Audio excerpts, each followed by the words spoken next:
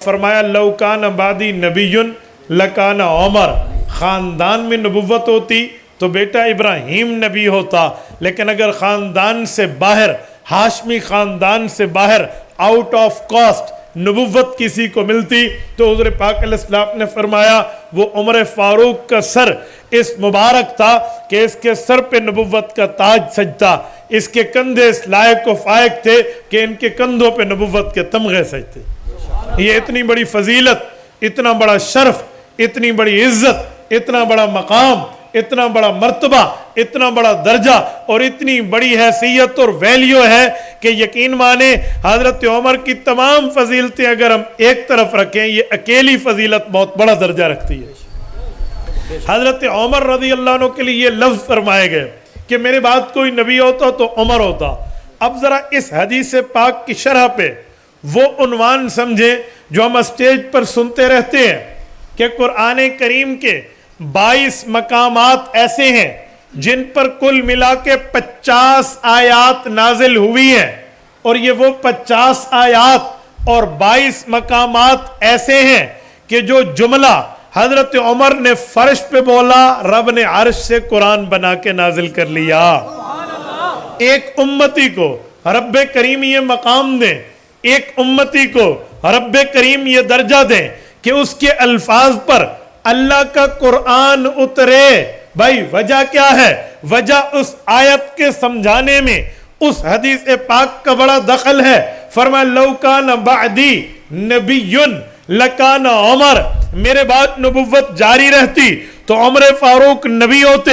اب نبوت تو جاری نہیں رہی، لیکن رب کریم نے رتبے مقام میں اس درجے پہ فائز حضرت عمر کو فرما دیا کہ عمر سوچتا ہے تو رب کریم کا قرآن بولتا ہے۔ میرے دوستو، رب کریم یہ مقام جس کو دے وہ کہتے ہیں یہ رتبہ بلند ملا، جس کو بھی مل گیا۔ ہر مدعی کے واسطے دار و رسن کہاں؟ 1-1.5 سال قبل کی بات ہے، مجھے ایک دوست نے واٹس ایپ پہ ایک کلپ بھیجا ایک ٹی وی مذہبی پروگرام کا۔ اس میں ایک شخص بیٹھ کے کہہ رہے تھے کہ اگر میرے بعد کوئی نبی ہوتا تو عمر ہوتا۔ یہ حدیث یوں نہیں ہے، حدیث تو یوں ہے کہ میرے بعد کوئی نبی ہوتا تو وہ حضرت علی ہوتے۔ اس سے سوال و جواب ہوئے، بہرحال وہ جواب تو نہ دے سکا کیونکہ اس نے ایک بونگی ماری تھی۔ بونگیوں کی دلیلیں نہیں ہوتی، ڈھکوسلوں کی دلیلیں نہیں ہوتی، اپنی ذاتی اختراع، پیٹ اور ذہن سے بنائے ہوئے مسائل کے کوئی دلائل نہیں ہوا کرتے۔ اس نے ادھر ادھر کی بات کی، لیکن اس کی ایک بات جس پہ عام بندہ گمراہ ہو سکتا ہے، میں اس کی بات کو کر کے سمجھانے لگا ہوں۔ وہ کہنے لگا نبی پاک علیہ السلام نے یہ رتبہ حضرت عمر کو فرمایا، اگر یہ درجے کی بنیاد پہ ہوتا تو ابو بکر کو کہا جاتا۔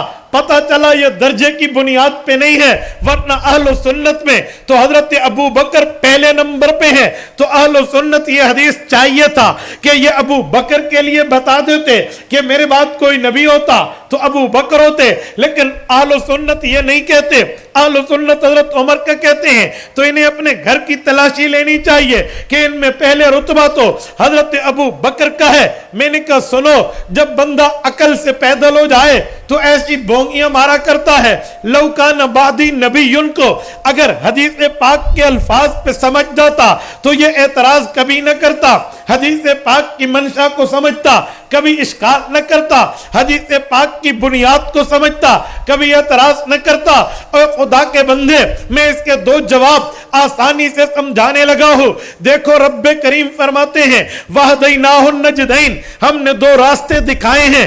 اسی طرح رب کریم فرماتے ہیں وَخَلَقْنَاكُمْ أَزْوَاجًا، دنیا میں لوگوں ہم نے تمہیں جوڑا جوڑا پیدا کیا ہے۔ اللہ نے ہر چیز کا ساتھ اس کا جوڑا پیدا کیا ہے۔ رب کریم نے جو چیز پیدا کی ہے، مثلا دن ہے تو رات کو پیدا کیا، اسی طرح رب کریم نے جو ہے نا موسم ہے، وہ گرمی سردی کے معاملات کمالات ہیں، اسی طرح اللہ تعالیٰ نے مزاجوں کے بھی جوڑے پیدا کیے ہیں. ایک مزاج وہ ہے جسے جلالی مزاج کہتے ہیں، ایک مزاج وہ ہے جسے جمالی مزاج کہتے ہیں. یہ بھی جوڑا ہے. جلال کا معنی وہ غصے میں اللہ رب العزت کی رضا کے لیے ایسا کام کرے جیسے کام کرنے کا حق ہو. جمال کا معنی وہ نرمی میں اللہ کی رضا کے لیے ایسے کام کرے جیسے کام کرنے کی ضرورت ہو. تو جمال اور جلال بھی رب نے جوڑے پیدا کیے ہیں. اللہ رب العزت کی فطرت، رب کریم کا طریقہ، رب کریم کی سنت، اللہ تعالیٰ کا معاملہ یہ ہے. رب کریم نے انبیاء کرام کو بھی نبوت میں مزاجوں میں جوڑا جوڑا بنایا ہے. جیسے نبی کا مزاج اگلے نبی کا مزاج جوڑا پورا کرنے کے لیے رب کریم نے اسی طرح بھیجا. مثلا دیکھیں حضرت موسیٰ علیہ السلام تو دیکھ لیتے ہیں، آگے نہیں جاتے، میں اپنے وقت کو دیکھتے ہوئے مثال مختصر دینے لگا ہوں. حضرت موسیٰ علیہ السلام نے، ان کی طبیعت میں جلال ہے، ان کی طبیعت میں غصہ ہے، ان کی طبیعت میں ایک وہ چیز ہے جسے جمال کم جلال زیادہ کہا جائے گا. اس کی کئی مثالیں موجود ہیں. موسیٰ علیہ السلام کے ایک تھپڑ پہ فَوَقَذَهُ مُوسَى فَقَضَى عَلَيْهِ، وہ بندہ دنیا سے آؤٹ ہو گیا تھا. موسیٰ علیہ السلام کو رب نے وہ جلالی مزاج دیا تھا. حضرت موسیٰ علیہ السلام آنن فانن ایک جملہ کہہ دیا کرتے تھے. جبرائیل امین کے ساتھ جب اسرائیل علیہ السلام حضرت موسیٰ علیہ السلام کی روح کے قبض کے لیے آئے تھے، صحیح بخاری میں واقعہ موجود ہے. حضرت اسرائیل علیہ السلام کو کس طرح پہ حضرت موسیٰ علیہ السلام کا سامنا کرنا پڑا تھا، پتہ چلا وہاں جلالی مزاج ہے. پھر اس کے بعد بنی اسرائیل میں رب کریم نے جو صاحب کتاب نبی بھیجے وہ حضرت عیسیٰ ہیں. حضرت عیسیٰ علیہ السلام نے جلال نہیں ہے، جمال ہے. شریعت موسوی میں جلال تھا، شریعت عیسوی میں جمال ہے. وہاں سختی تھی، یہاں نرمی ہے. اگر کوئی ایک چہرے کی ایک سائیڈ پر تھپڑ مارتا دوسری سائیڈ پیش ہو جایا کرتی تھی. یہاں تو اتنی نرمی تھی، وہاں ایک تھپڑ پہ بندہ دنیا سے رخصت ہو جاتا تھا. جلال اور جمال کا فرق تھا. موسیٰ علیہ السلام جلالی، حضرت عیسیٰ جمالی. نبوت میں دونوں صاحب کتب انبیاء کا جوڑا پورا ہوا. اس کے 600 سال بعد حضرت رسول اللہ محمد الرسول اللہ صلی اللہ علیہ وسلم خاتم النبیین بن کے تشریف لائے. اب حضور پاک علیہ السلام کے بعد معاملہ کیا ہے؟ حضور کا مزاج دیکھیں. میرے نبی میں جلال بھی ہے، میرے نبی میں جمال بھی ہے. میرے نبی میں جلال اتنا ہے، اللہ اکبر، انسان حیران ہو جائے. نبی پاک صلی اللہ علیہ وسلم کے جلال پہ جب بات ختم نبوت کی آئی، مسلمہ کذاب آیا، اس نے کہا اے نبی میں آپ پہ ایمان لاتا ہوں، صرف ایک شرط لگا لیں، آپ کے بعد نبوت مجھے ملی تھی. حدیث پاک میں ہے فی یدی جریدہ فہو ینکت، حضور پاک کے ہاتھ میں چھڑی مبارک تھی.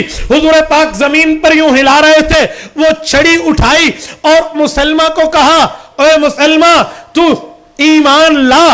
نبوت کی شرط نہ لگا، لیکن تو میرے بعد نبیوں نے کی شرط لگا کے ختم نبوت کو توڑتا ہے. سن لے، یہ چھڑی بھی مانگے گا تو میں چھڑی نہیں دوں گا. یہ پیغمبر کا جلال ہے. ہاں پیغمبر کا جلال دیکھنا ہو، ابو طالب رسول اللہ کے شفیق رحیم چچا حضور پاک کے پاس آئے.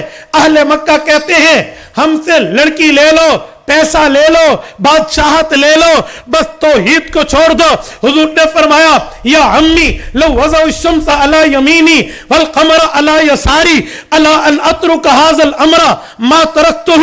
دنیا میں لڑکی، دنیا کا پیسہ، دنیا کی بادشاہت دیتے ہیں، یہ نہ دیں بلکہ یہ جائیں سورج کے پاؤں پڑیں، اتاریں، میرے دائیں ہاتھ پہ رکھیں، چاند کے ترلے کریں، میرے بائیں ہاتھ پہ رکھیں، کہیں یہ لے لو. دن اور رات کے قابض تم، دن اور رات کے فیصل تم.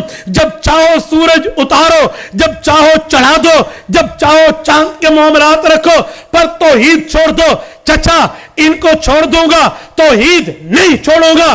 یہ پیغمبر کا جلال ہے، لیکن جمال بھی میرے نبی میں ہے.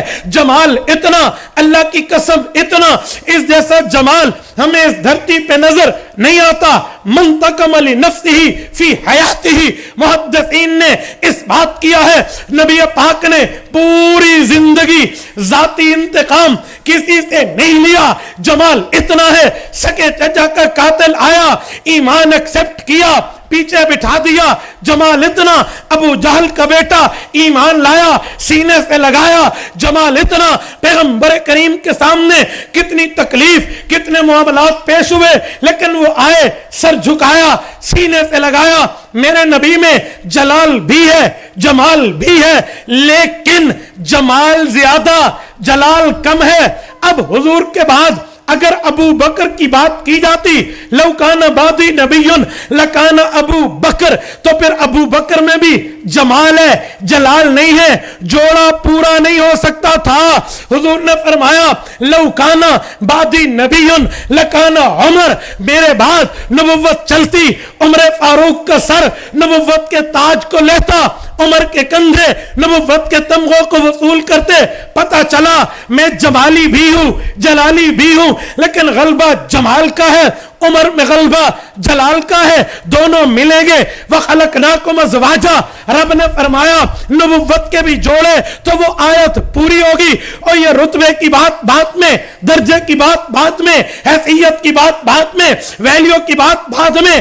اللہ رب العزت کی فطرت ہے, رب نے جوڑے پیدا کیے, تبھی فرمایا لو کان بعدی نبی لکان عمر. سبحان اللہ, ماشاءاللہ, کیا بات ہے, ماشاءاللہ. تو میں اس ٹی وی کے ذاکر پر اس بات پہ حیران ہوا کہ پتہ نہیں کون سی لاجک پیش کر رہا ہے کہ سنی ابو بکر کو تو نہیں کہتے, عمر کا کہتے ہیں. بھائی جو کہتے ہیں ان سے دلیل بھی لے لو. عقیدہ ہمارا ہے حضرت عمر کے لیے, تو سمجھانا بھی ہم نے, نظریہ ہمارا ہے, موقف ہمارا ہے, بیانیہ ہمارا ہے, دعویٰ ہمارا ہے, تو اس کی سمجھانے کی ترتیب بھی ہماری ہے. اور آؤ چکوال والوں, اگر آپ کا مزاج زندہ اور تازہ ہے تو میں آپ کو حکیم الامت مولانا اشرف علی تھانوی کے دربار میں لے چلتا ہوں. ذوق تازہ ہے, جتنے بیٹھے توجہ رکھنا. حضرت تھانوی سے پوچھا گیا لو کان بعدی نبی لکان عمر, آپ کچھ سمجھانے کے لیے ارشاد فرما دیں. فرمائے جی ہاں. کہا وہ کیا؟ کہا حدیث کے الفاظ پہ غور کرو, یہاں لفظ لو کان بعدی, میرے بعد اگر نبوت ہوتی تو عمر ہوتے. یہ جو لفظ ہے میرے بعد, کیا بعدی کا لفظ ابو بکر کے لیے آ سکتا ہے؟ وہ کہتے ہیں دیکھو جہاں حضور وہاں ابو بکر, ابو بکر کبھی بعدی نہیں ہوا. شروع سے لے کر آخر تک دیکھ لو. ایمان میں پہل کس نے کی مردوں میں؟ بولیے بولیے. ابو بکر. مال لگانے میں پہل کس نے کی؟ اور جان قربان کرنے میں, تکلیف دینے میں پہل کس نے کی؟ ابو بکر. حضرت ام الخیر ان کی والدہ فرماتی ہیں پہلی مرتبہ جب انہوں نے بلند آواز سے خانہ کعبہ کے صحن میں قرآن پڑھا, ظالموں نے اتنا مارا, اتنا مارا, اتنا مارا کہ سر میں کنگا کرنے کے لیے کنگھی ڈالتے تو بال اکھڑ کے آ جاتے تھے. پہلے پہلے جان کو کس نے پیش کیا؟ آگے آئیے. اور اس کے بعد گھر آئے مہمان کی قدر ابو بکر کتنی کرتے ہیں؟ نہیں سمجھے. ہجرت کی رات ابو بکر حضور کے پاس آئے تھے یا حضور ابو بکر کے پاس گئے؟ بولیے بولیے. گھر آیا مہمان ہوئے نا اللہ کے رسول. یار آپ بولتے نہیں ہیں, گھر آئے مہمان ہیں یا نہیں ہیں؟ تو ابو بکر نے کتنی قدر کی؟ اپنی پگڑی بھی اتاری, وہ بھی سوراخوں میں بند کر دی, قمیض بھی اتاری, وہ بھی سوراخوں میں بند کر دی, جو آخری بچہ اس پر ایڑی رکھ لی. گھر آئے مہمان کی قدر ہے. اور حضور کے ساتھ مدینہ گیا ہے, واپس آج تک مکہ رہنے نہیں آیا. جس روزے سے حضور آئیں گے اسی روزے سے قیامت میں ابو بکر آئیں گے. وہ جو حضور کے ساتھ گیا تو گیا. یہ ہے گھر آئے مہمان کی قدر. اور ظالم تو اس پہ بولے گا, تم کوفیوں نے تو حضرت حسین کو گھر آنے کے لیے مہمان بنانے کے لیے خط لکھے تھے, اور ظالموں تم نے قدر کون سی کی ہے؟ نہیں, ان ظالموں نے بلایا تھا نا, حسین آئیے ہمارے پاس آئیے, ہم آپ کی مدد, آپ کی نصرت, آپ کے ساتھ رہیں گے, آپ ہمیں دین سمجھانا. حضرت حسین آئے نہیں تھے, بلائے گئے تھے. اور ظالموں ایک ابن زیاد نے تلوار دکھائی, جن ہاتھوں نے قلم پکڑ کے خط لکھے تھے حسین کو, انہی ہاتھوں میں تلواریں تم نے اٹھا لی تھی. اور تم نے گھر آئے مہمان کی قدر کیا کی, اور ابو بکر نے گھر آئے مہمان کی قدر کیا کی. ابو بکر نے جان بھی پیش کی, مال بھی پیش کیا اور اپنا لخت جگر بھی پیش کیا. اما عائشہ سب کچھ دیا اور ابو بکر وہاں گئے. تو ابو بکر کے لیے تو بعدی آتا ہی نہیں ہے. جہاں حضور وہاں ابو بکر. نبی پاک علیہ الصلوۃ والسلام نے ہجرت کی، ابو بکر ساتھ. نبی پاک مکہ میں ابو بکر ساتھ، حضور مدینہ میں ابو بکر ساتھ، نبی غار میں ابو بکر ساتھ، نبی مزار میں ابو بکر ساتھ. اس کے لیے تو بعدی ہے ہی نہیں.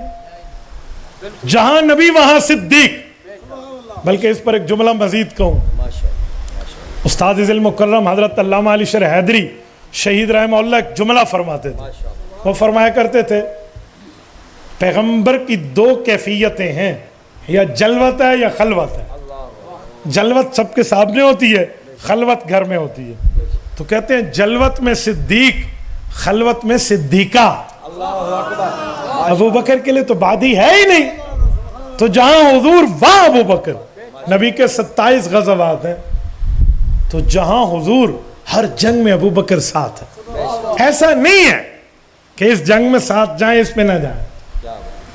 کئی صحابہ کرام کے بارے میں آتا ہے کہ نبی پاک علیہ السلام انہیں جنگ میں ساتھ نہیں لے گئے، کسی اور کام میں رکھ دیا. مثلا جنگ بدر حضرت عثمان کو فرمایا آپ گھر والی کی تیمارداری کریں، امیر کے حکم میں رہ گئے. لیکن بدری صحابہ کا حصہ دیا آ کر. جنگ تبوک حضرت علی المرتضیٰ کو ساتھ نہیں لے گئے، فرمایا علی آپ یہاں رہیں، میں تبوک میں جا رہا ہوں، آپ اور میں ایسے ہیں جیسے حضرت موسیٰ کے لیے حضرت ہارون. حضرت علی کا بھی مقام ہے. لیکن ابو بکر ہر موقع پہ حضور کے ساتھ، یہ پیچھے نہیں ہے.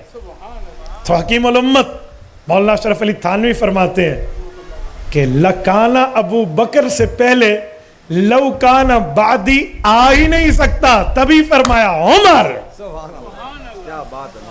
ابو بکر تو ہر جگہ حضور کے ساتھ ہے. تو میں بات کر رہا تھا کہ حضرت ابو بکر رضی اللہ عنہ وہ رتبہ اور مقام رکھتے ہیں کہ حضور پاک کے بعد سب سے بڑا رتبہ. لیکن جو نبوت کا مقام حضور کے بعد اگر ملتا تو وہ عمر کو ملتا کہ جوڑا بھی برقرار رہے اور بعدی والا معاملہ بھی رہے. میرے دوستو حضرت عمر کے لیے اور مقام تو چھوڑیے، اور مرتبے تو چھوڑیے. میں ایک جملہ آپ کی خدمت میں سمجھانے لگا ہوں. بعض اوقات نبی عبادت کر رہا ہو اور عمر کے دل میں یہ خیال آئے کہ پیغمبر کی عبادت یہاں تھوڑی سی زیادہ ہو تاکہ امت بھی یہ عبادت کرے، تو اللہ تعالیٰ نبی پر بھی وہ عبادت کرنے کا حکم اتار دیتے ہیں. اللہ تعالیٰ آپ کو کعبۃ اللہ شریف لے جائے. اللہ آپ کی برکت سے ہمیں بھی لے جائے. بیت اللہ میں جائیے عمرہ یا حج کے لیے. اب جب احرام میں جائیں آپ نے طواف کرنا ہے. طواف کے بعد 2 رکعت نماز پڑھنی ہے، واجب الطواف یا نہیں؟ کیوں؟ قرآن کریم پہلا پارہ، پہلے پارے کا سیکنڈ لاسٹ رکوع، وَاتَّخِذُوا مِن مَقَامِ إِبْرَاهِيمَ مُصَلَّى. اے لوگو آپ نے اس حضرت ابراہیم علیہ السلام کے مقام پہ نماز پڑھنی ہے. یہ حکم کب اترا؟ جب عمر فاروق حضور کے ساتھ طواف کر رہے ہیں. طواف کے بعد نکلنے لگے کیونکہ طواف پورا ہو جاتا تھا، بس مکمل ہو گیا. تو عمر فاروق عرض کرنے لگے یا رسول اللہ عمر کا جی چاہتا ہے ادھر 2 رکعت نماز پڑھیں. کہا عمر پڑھیں تو صحیح، پر اللہ نے یہ حکم تو نہیں لاگو کیا. رب کریم نے جبرائیل بھیجا جن نے آ کر آیت اتار دی وَاتَّخِذُوا مِن مَقَامِ إِبْرَاهِيمَ مُصَلَّى. عمر کے چاہت ہے تو رب کا حکم ہے پڑھیے نماز. یہ وقت کے نبی امام الانبیاء کے اوپر اللہ نے حکم بھیجا ہے. یہ وہ چاہت عمر ہے جس پر صرف امت عمل نہیں کرتی، امت کے نبی نے بھی عمل کیا. اور بعض اوقات حضرت عمر رضی اللہ کی خواہش پر وہ بات اتر آیا کرتی تھی جو حضرت عمر کے لفظ حضرت عمر کی زبان سے ادا ہوتے تھے. آپ کہیں گے کیسے؟ حضرت اماں جان عائشہ پہ الزام لگا رضی اللہ عنہ. نبی پاک صلی اللہ علیہ وسلم نے مشورہ کیا، ہر صحابی کا مشورہ آیا. حضرت عمر نے مشورے سے پہلے سوال کیا کہ رسول اللہ میں یہ پوچھنا چاہ رہا ہوں کہ اماں پہ الزام لگا، آپ نے مشورہ فرمایا، پر میرا ایک سوال آپ سے، آپ کے نکاح میں عائشہ دی کس نے تھی؟ کہا جی اللہ نے. کہ رب آپ کے جسم پہ میلی غلیظ مکھی نہیں بیٹھنے دیتا، آپ کے بستر پہ بدکار عورت بھی نہیں آنے دیتا. ہو گیا مشورہ. اور یہاں لفظ بولا کہ جو الزام لگانے والے ہیں نا، ھذا بہتان عظیم، یہ چھوٹا موٹا بہتان نہیں یا رسول اللہ، بہت بڑا بہتان اور الزام ہے آپ کے گھر پر۔ حضرت اماں کے لیے 2 دن بعد آیات اتری ہیں، جب حضور پاک حضرت ابوبکر کے گھر میں ہیں اور اماں جان کے سامنے بیٹھ کے کہتے ہیں عائشہ کوئی غلطی ہو گئی تو استغفار تیرے لیے میں کروں گا، تو بھی کر لے۔ اماں عائشہ فرماتی جب نبوت سے جملہ میں نے سنا میرے دماغ میں حضرت یعقوب علیہ السلام کا نام ہی بھول گیا۔ مجھے کہنا تو یوں چاہیے تھا کہ یا رسول اللہ میری مثال حضرت یعقوب والی ہے کہ جو وہ کہتے تھے کہ میں اپنا غم صرف اللہ کو دکھا رہا ہوں، تو حضرت یعقوب کا نام بھولا نا۔ اماں اس غم میں کہنے لگی یا رسول اللہ میری مثال تو حضرت یوسف کے ابا والی ہے کہ میرا غم تو اللہ جانتے ہیں جو جھوٹ بول رہے ہیں۔ بس فوراً اوپر سے آیات اتری ہیں الخبیثات للخبیثین، الزام لگانے والوں کی حیثیت رب نے بتائی، ان کی نیت بتائی، اور آگے وہی لفظ جو عمر نے مشورے میں بولا تھا وہی اتار دیا، سبحانک ھذا بہتان عظیم۔ جو اس پہ فرش پہ بولا وہی عرش سے لفظ اترے۔ اور میرے دوستو یہ تو سوچ اور لفظ کی بات تھی نا، اگر عمر خواب دیکھے نا رب کریم تب بھی وہی حکم اللہ اس کی چاہت پہ لاگو کر دیتے ہیں۔ آپ کہیں گے خواب پہ کیسے؟ شرح معانی الاثار سنن طحاوی اٹھائیے، امام ابو جعفر طحاوی رحمہ اللہ بہت بڑے محدث، المتوفی 321 ہجری، ایک حدیث پاک لائے ہیں۔ نبی پاک علیہ السلام نے مشورہ کیا کہ نماز کے لیے لوگوں کو کیسے بلائیں، کیسے بتائیں، کہ لوگوں آؤ نماز کے لیے آؤ۔ ابھی تک اذان کا حکم لاگو آیا نہیں تھا، مشورہ شروع ہو گیا۔ کسی نے کہا جی ناقوس بجایا جائے، کسی نے کہا نغارہ بجایا جائے، کسی نے مشورہ دیا آگ لگائی جائے۔ تو ناقوس والے کے جواب میں آیا کہ یار کوئی خود بجا دے اپنے گھر سے، لوگ سمجھیں گے یہ تو بلا لیا گیا ہے۔ آگ جلائیں تو کبھی بارش ہو تب تو آگ نہیں جل پائے گی۔ مشورے چل رہے ہیں، مشورہ کسی نتیجے پہ نہ پہنچا، سارے صحابہ اٹھ گئے، نبی پاک بھی گھر مبارک میں تشریف لے گئے، حضرت عمر بھی گھر میں گئے۔ 2 صحابہ نے ایک وقت میں ایک جیسا خواب دیکھا، عبداللہ ابن زید ابن عبد ربہ رضی اللہ عنہ، عمر فاروق رضی اللہ عنہ۔ حضرت عمر کے بارے میں آتا ہے خواب دیکھا یجر رداءہ، ابھی اپنی چادر سنبھالی اور ایسے اپنے کپڑے ٹھیک کرتے ہوئے بھاگتے حضور کے پاس آئے۔ کہا کیا ہوا عمر؟ کہا میں نے خواب دیکھا۔ کیا دیکھا؟ کہا ایک فرشتہ کھڑے ہو کے ہمیں کہتا ہے تم مشورہ کر رہے ہو نا کہ نماز کی اطلاع کیسے کرو، تو میں تمہیں اذان سکھلاتا ہوں۔ میں نے فرشتے سے کہا بتاؤ، اس نے ایسے کھڑے ہو کے کہا اللہ اکبر اللہ اکبر اللہ اکبر او لا الہ الا اللہ تک پڑھ دیا۔ کہ وہ فرشتہ یہ الفاظ کہہ رہا تھا خواب میں، مجھے یاد ہو گیا، میں آپ کو بتانے کے لیے آ گیا۔ حضرت عمر نے خواب سنایا، عبداللہ ابن زید ابن عبد ربی نے خواب سنایا، آپ نے یہی خواب دیکھا۔ حضور پاک نے پوچھا کس کی آواز سب سے اونچی ہے؟ کہا ہوا اندھا صوتن بلال، سب سے اونچی آواز بلال کی ہے۔ کہ بلال آؤ ان سے الفاظ سیکھو اور اذان دے دو۔ میرے دوستو حضرت رسول اللہ صلی اللہ علیہ وآلہ وسلم کے سامنے حضرت عمر سوچتے ہیں رب خواب پر حکم لاگو کر دے۔ کتنی بڑی بات، کتنا بڑا رتبہ ہے، کتنے بڑے مقام، کتنے بڑے درجے کی بات۔ میری بات کا مطلب حضرت عمر کی سوچ پر، حضرت عمر کے لفظ پر، حضرت عمر رضی اللہ تعالیٰ عنہ کے خواب پر اللہ کے احکام نازل ہو جائیں، یہ شخص ہے جسے عمر فاروق کہتے ہیں۔ میرے دوستو تھوڑا آگے چلیے، حضرت عمر رضی اللہ تعالیٰ کے مقام اور مرتبے پہ ایک جملہ کہنے لگا ہوں۔ حضرت عمر وہ ہے جس کے لیے نبی پاک صلی اللہ علیہ وسلم نے یوں فرمایا اے عمر تو جس راستے پہ چلتا ہے اس راستے پہ شیطان آ رہا ہو تو ہٹ جاتا ہے۔ میں ایک جملہ کہتا ہوں، شیطان کو بھگانے کے گویا 2 ترتیبیں ہو گئیں۔ ایک تو کلام اللہ پڑھیں، شیطان کو بھگائیں۔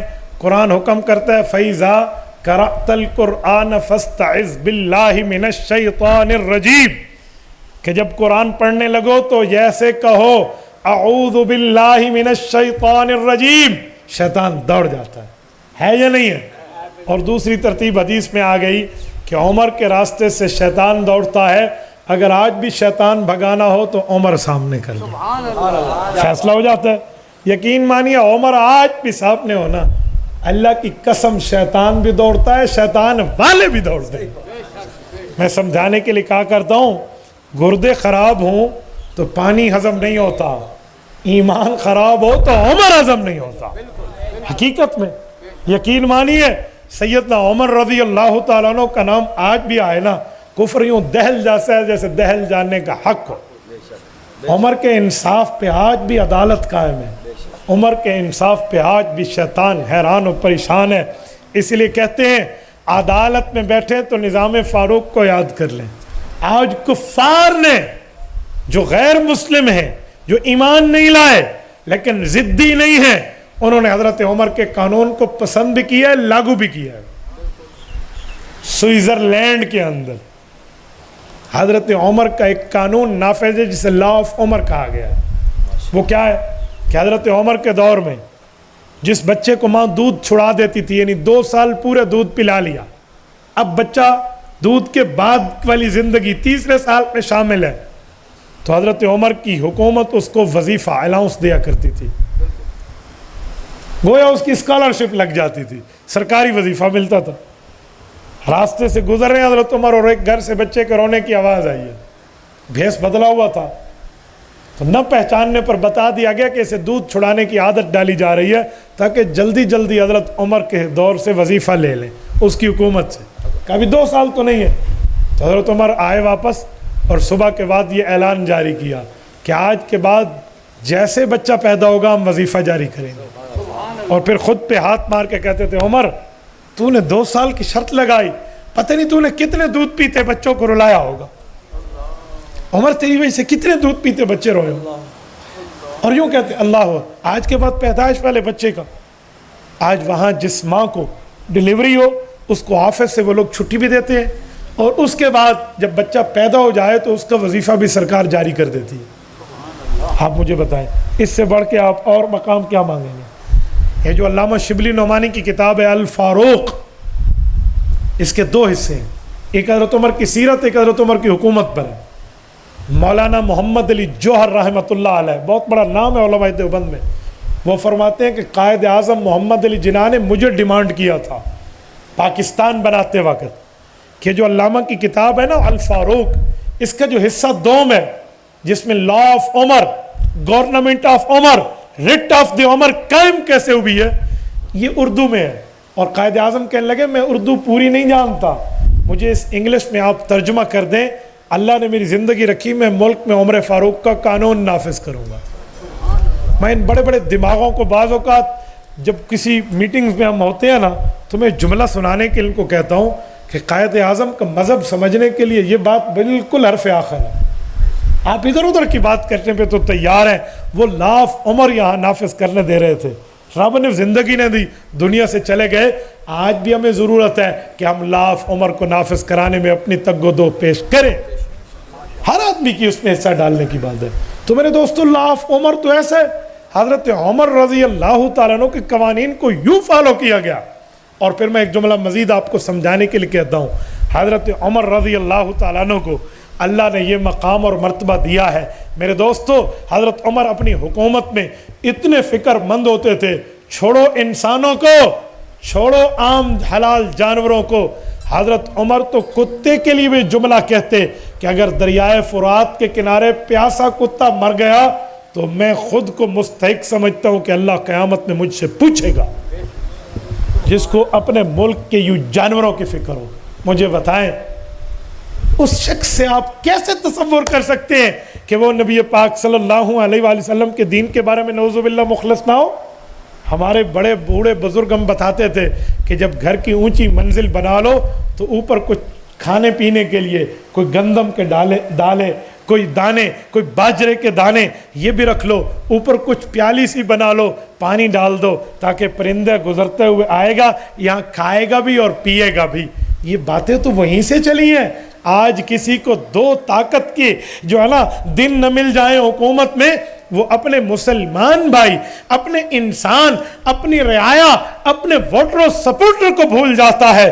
عمر تو وہ ہے جو مخلوقات میں کتوں کا بھی خیال کر کے حکومت کر رہا ہے۔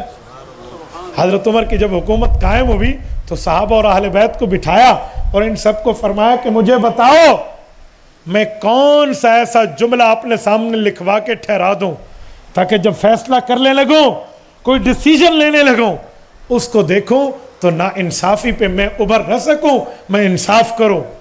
تو سب کے مشورے سے ایک جملہ لکھوایا گیا جسے حضرت عمر نے اپنی انگوٹھی میں کندہ کرایا تھا، کفا بالموت واعظا، عمر موت اور قبر کو یاد کر لو، اس سے بڑھ کے نصیحت والی چیز اور نہیں ہے۔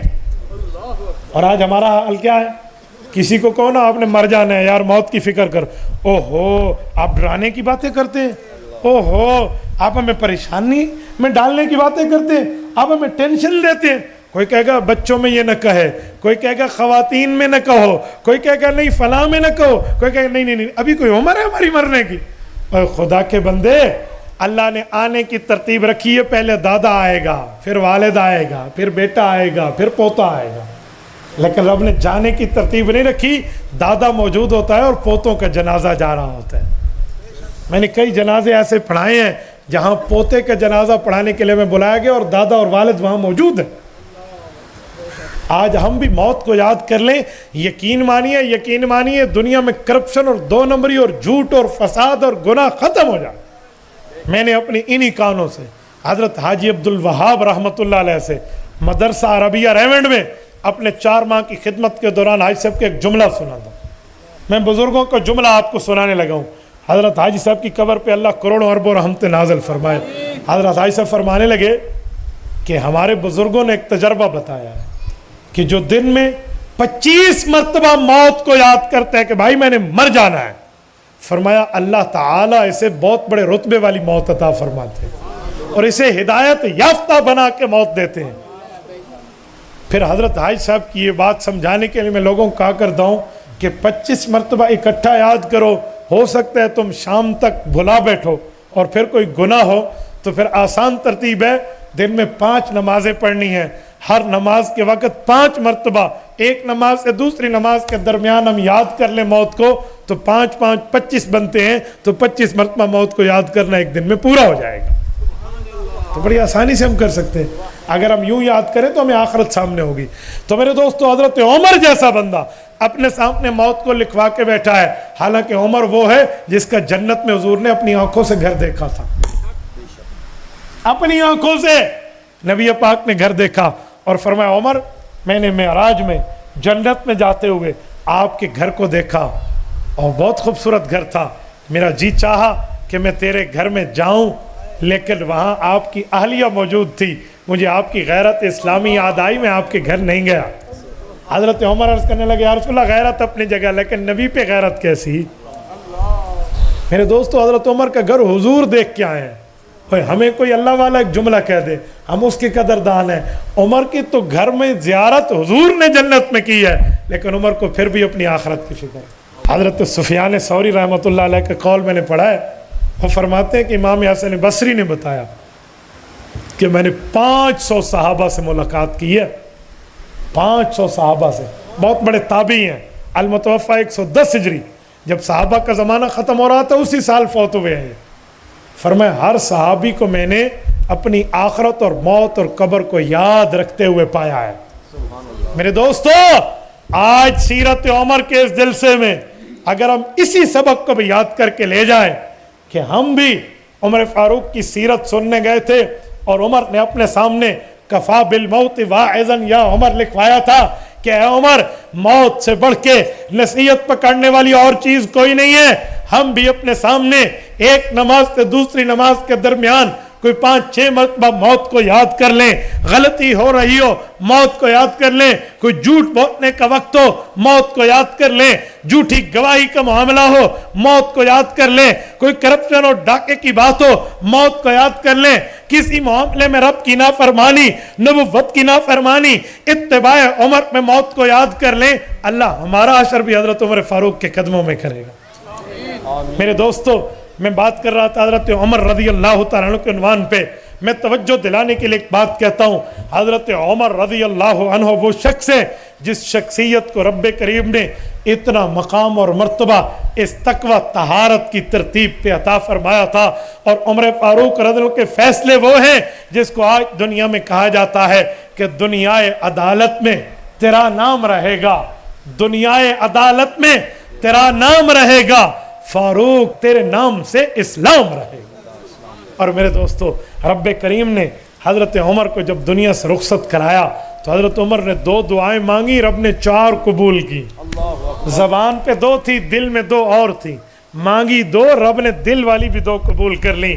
مانگتے تھے میرے مولا اللہم ارزقنی شہادتا فی سبیلک واجعل قبری فی بلد حبیبک، مولا مجھے موت دینا شہادت کی اور قبر دینا حضور کے شہر میں۔ سوال اٹھتا تھا، حضور پاک کا شہر، عمر تو جہاد کے لیے باہر نہیں گئے، نہیں جا رہے، تو شہادت کیسے ملے گی؟ اچھا اگر باہر شہادت مل جائے تو قبر ادھر کیسے ملے گی؟